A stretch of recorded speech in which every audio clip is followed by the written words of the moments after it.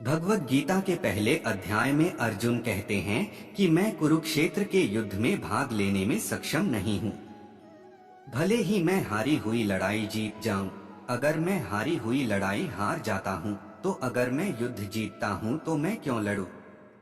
आंखों में आंसू भरकर अर्जुन घबरा गया। उसने धनुष नीचे रख दिया। अर्जुन बहुत घबरा गया था। वह बहुत तनाव में था और युद्ध के लिए कोई भी निर्णय लेने से इनकार कर रहा था। वर्तमान जीवन में हर किसी को एक प्रकार की लड़ाई का सामना करना पड़ता है।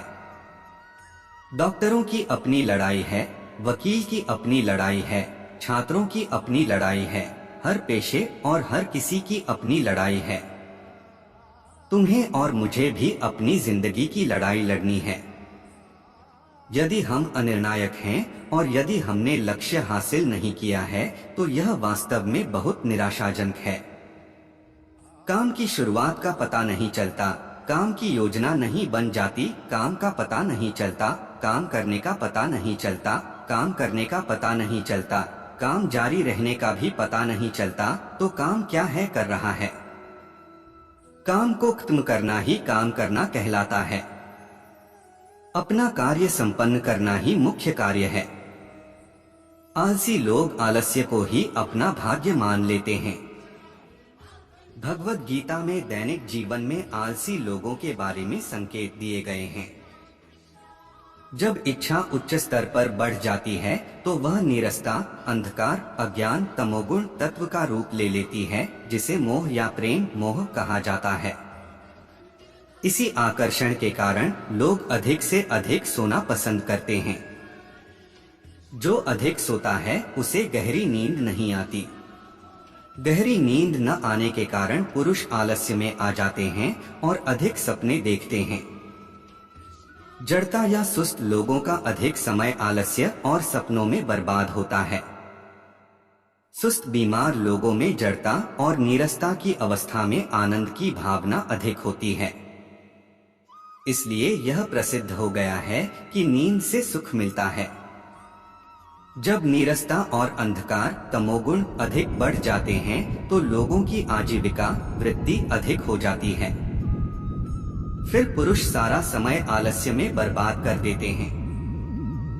यदि कोई भी महत्वपूर्ण काम करने को आता है तो टालमटोल करता है और कहता है बाद में करेंगे, अभी मैं सो रहा हूँ। इस तरह लोगों को आलस्य की अवस्था में अधिक आराम और आराम मिलता है।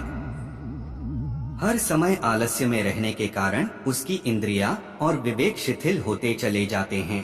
यही कारण है कि वह कोई भी कार्य ठीक से नहीं कर पाता। चिंतन में मन संसार के बारे में ही सोचता रहता है और मन हमेशा अशांत स्थितियों, चिंता, शोक, दुख, शोक और संताप के बारे में ही सोचता रहता है। मन केवल नासमझी भरी बातों में ही लगा रहता है। विवेक और बौद्धिकता पर पर्दा पड़ने से पाप का स्तर बहुत ऊंचे स्तर पर बढ़ जाता है और मन पर प्रकाश के पर्दा पड़ने पर लोग आलस्य और तंद्रा में फंस जाते हैं। वैराग्य की शक्ति से मनुष्य सदैव भय, दुख और अहंकार के मार्ग पर चलते हैं। दैनिक जीवन में आलस्य पर काबू पाने के लिए भगवत गीता का समाधान: एक, मनुष्य का शरीर विवेक प्रधान है। वे विचार प्रक्रिया के साथ कुछ करते हैं। जैसे ही वह सोच समझकर कार्य करता है, बुद्धि स्पष्ट रूप से दिखाई देने लगती है। 2, सात्विक लोगों की धारण शक्ति में यह बुद्धि स्पष्ट रूप से दर्शाती है कि मैं परम शक्ति के मार्ग पर ही चलना चाहता हूँ।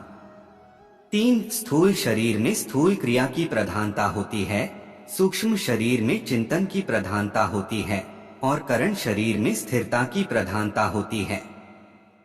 ये सब शरीर की गतिविधियां हैं। 4, यदि लोग पारलौकिक मार्ग को महत्व देते हैं और सोचते हैं कि मुझे केवल पारलौकिक मार्ग पर ही चलना है, तो वे भगवान कृष्ण के चरण कमल की ओर निर्देशित होते हैं। 5, जैसा कि आपके पास एक लक्ष्य है, जैसे यदि आपके पास सात्विक गुण है तो आप जल्द ही भगवान कृष्ण के करीब आ सकते हैं। यदि आपके पास राजस गुण है तो आप दुनिया में हैं, लेकिन आपके पास बौद्धिकता की कुछ शक्ति है, और यदि आप तामसिक गुण हैं तो यह दिशा का केवल गलत तरीका है। ये सभी गतिविधियां स्वतः ही घटित होती रहती हैं। 6 हमारे अंदर जो एक चीज मौजूद है वो कभी नहीं बदल सकती। इस लक्ष्य के निर्धारण के लिए हमें सात्विक मन लाना होगा और मन के संकल्प को स्थिर करना होगा। हमारे पास सदाचारी आचरण की शक्ति है। निष्कर्ष, दैनिक जीवन में आलस्य पर काबू पाने के लिए भगवद गीता का समाधान ही यही है कि सभी लोग केवल सात्विक चीजों का ध्यान करें और भगवान कृष्ण के चरण कमलों का ध्यान करें। यदि हम केवल सात्विक गुण में संलग्न रहेंगे तभी हम सर्वोच्च शक्ति का पारलौकिक मार्ग पा सकते हैं।